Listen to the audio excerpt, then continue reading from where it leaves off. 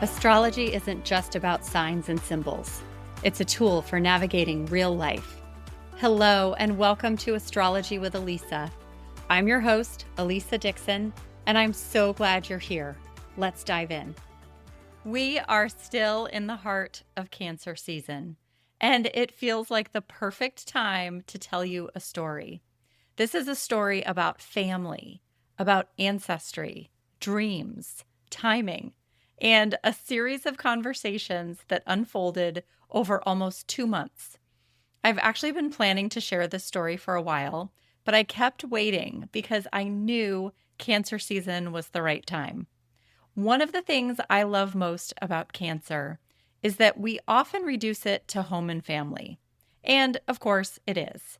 But Cancer and the fourth house that it naturally rules also speak to something so much deeper: our roots, our lineage, the emotional memories we inherit, the stories that live inside a family long after the people themselves are gone.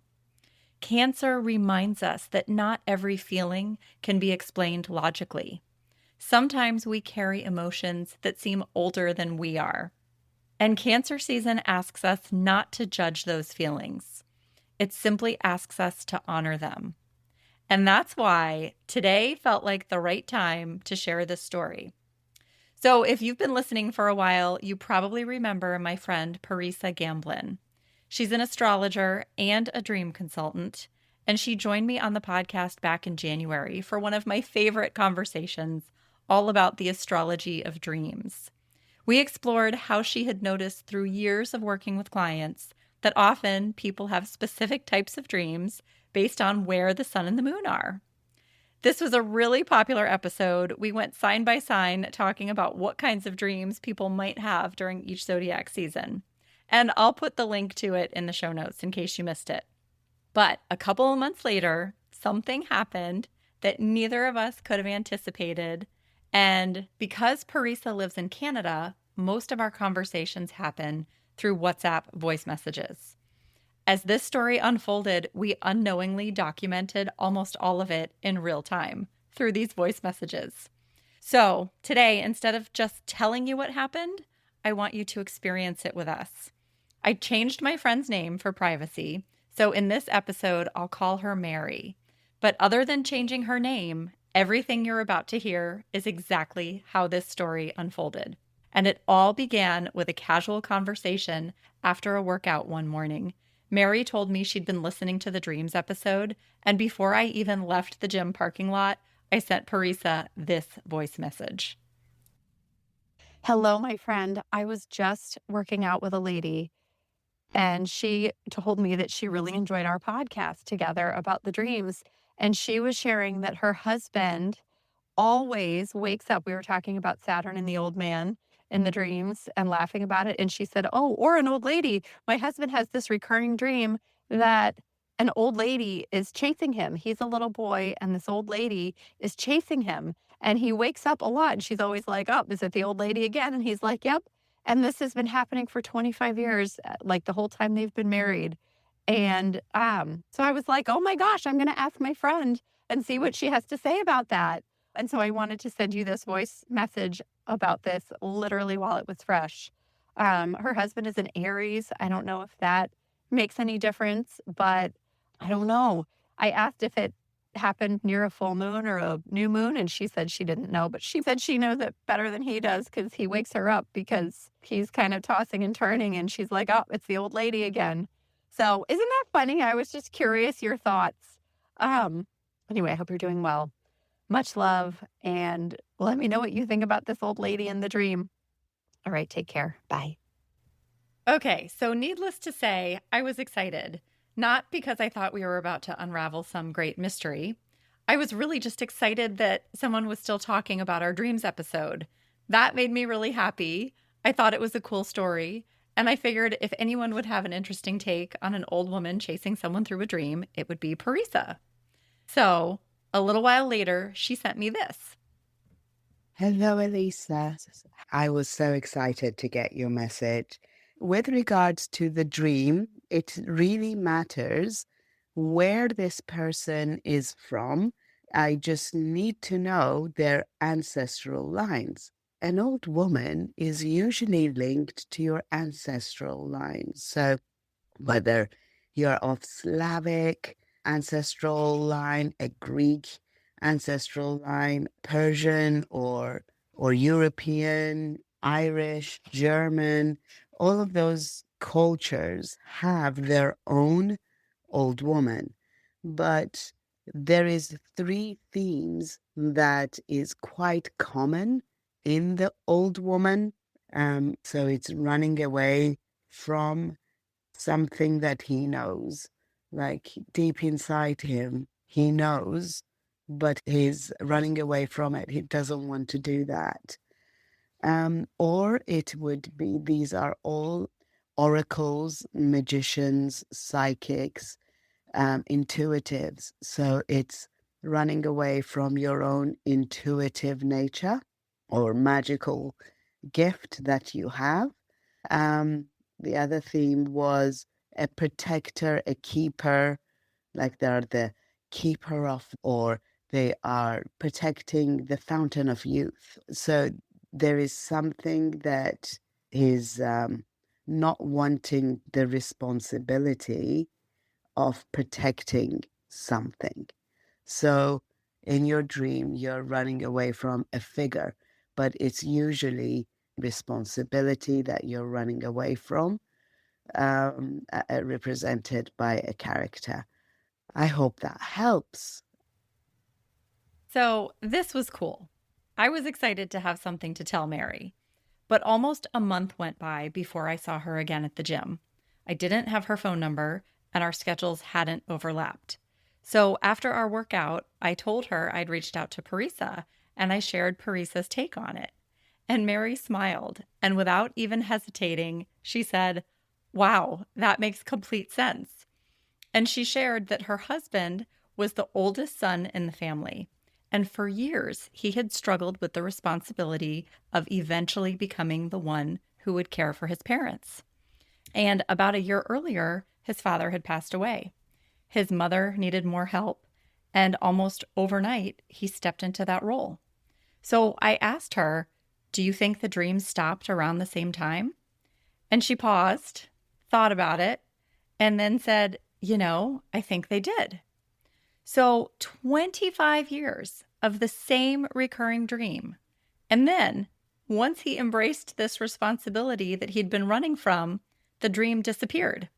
I remember smiling and sitting there thinking, wow, that alone is a pretty cool story. But then Mary got quiet. She looked at me. She said, this really has me thinking about my own dreams. And then she shared a really personal story. She told me that when she was just 10 years old, her father had passed away. And for years after that, every time there was a major family milestone, a wedding, a celebration, a big family event, he would come to her in a dream. He would simply show up. And in the dream, she was always angry because the little 10-year-old girl inside of her still felt abandoned. She told me that even though she knew in her head he hadn't chosen to die, he hadn't chosen to leave, her heart still felt that hurt of the little girl who lost her father. And as she got older, the dreams continued through multiple miscarriages. Every time he would come, still looking exactly as he had when he had died, still sick, still pale. And then she became pregnant, and the pregnancy held. She had her son, who's now 18 years old, about to graduate from high school. And after her son was born, the dreams stopped. She hadn't dreamed about her father in 18 years. And then she said, I miss him. Even though she'd been angry all those years, she realized those dreams were the one place where her dad still felt like part of the family. She told me, he didn't come when I had my baby. I wanted him to meet my baby. I wanted him to still be there. And now he's gone. And I sat there just taking it all in. I was at a loss for words. And I remember thinking, I have to ask Parisa about this. not because I was looking for an explanation, but because if there was anything at all that might bring Mary a little bit of comfort, I wanted to hear it. I wanted to be able to share that with her.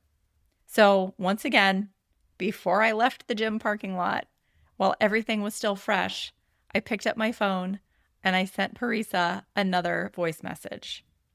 And here's what she sent me back. Okay, a little girl that loses a father at the age of 10 um, feels abandoned. And it doesn't matter that she knows that he was sick. It's that abandonment that made her angry at a soul level. And so dreams, it's amazing place because your body, your heavy body is not bound to this heavy planet Earth. Our soul actually can detach from the heaviness of earth and earthly body.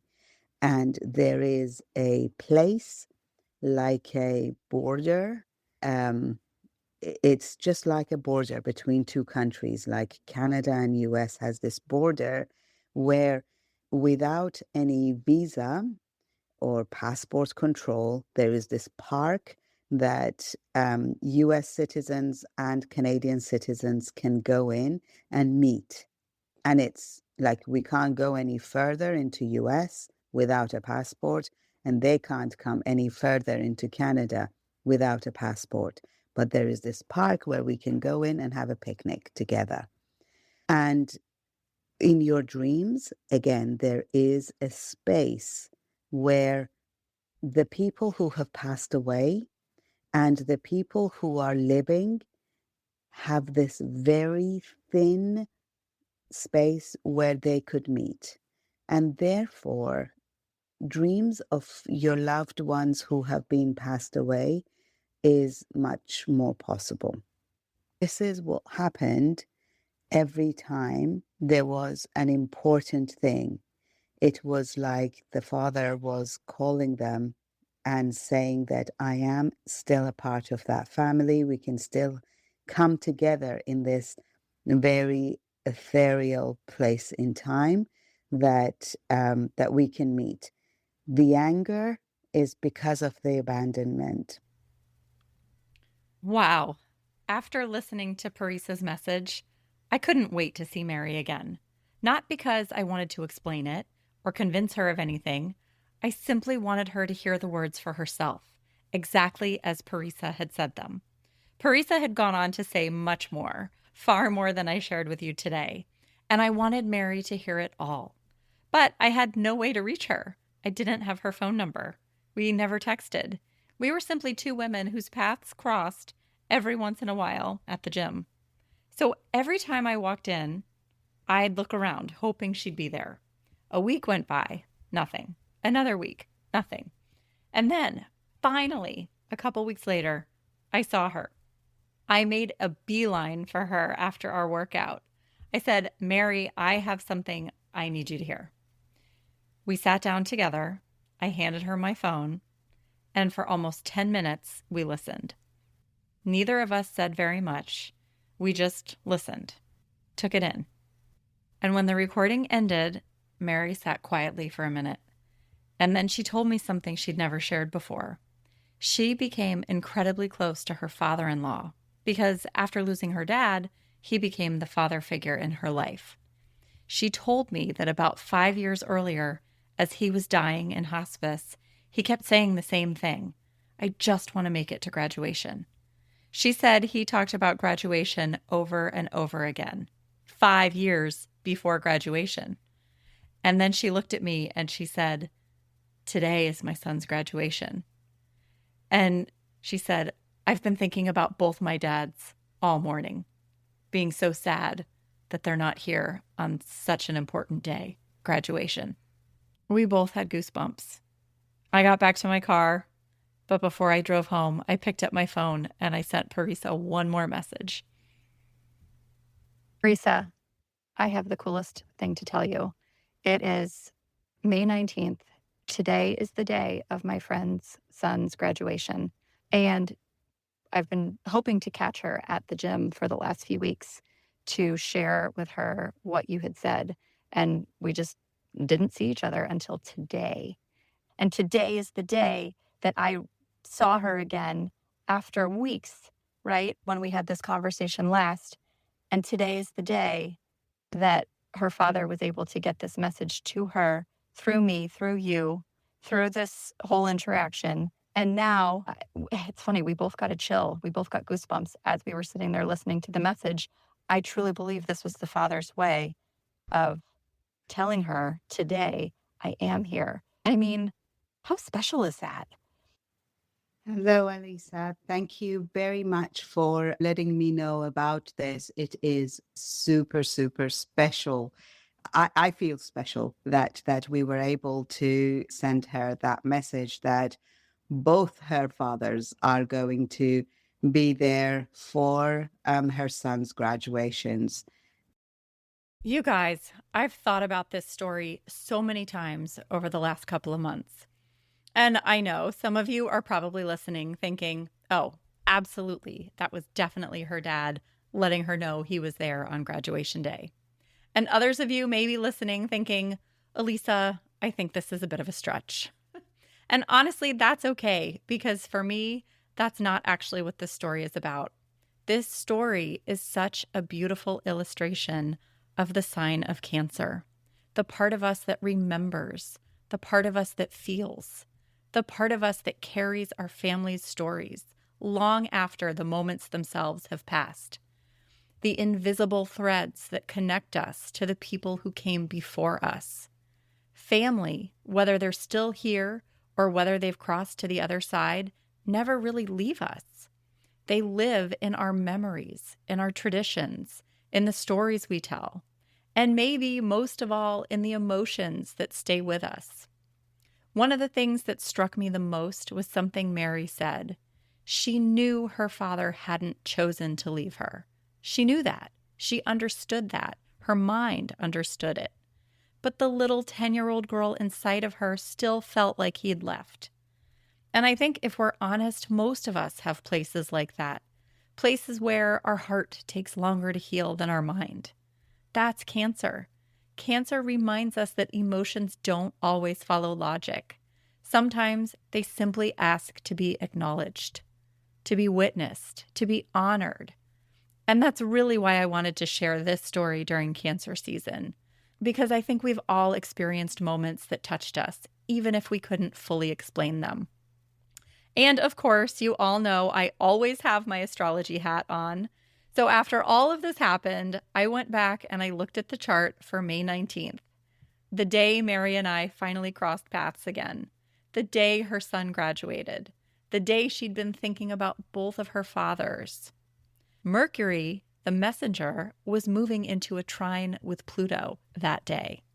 And I couldn't help but smile. In mythology, Mercury is the only one who can travel freely between our world and the underworld. He's the messenger, the one who moves between realms. And Pluto, symbolically, rules everything beneath the surface.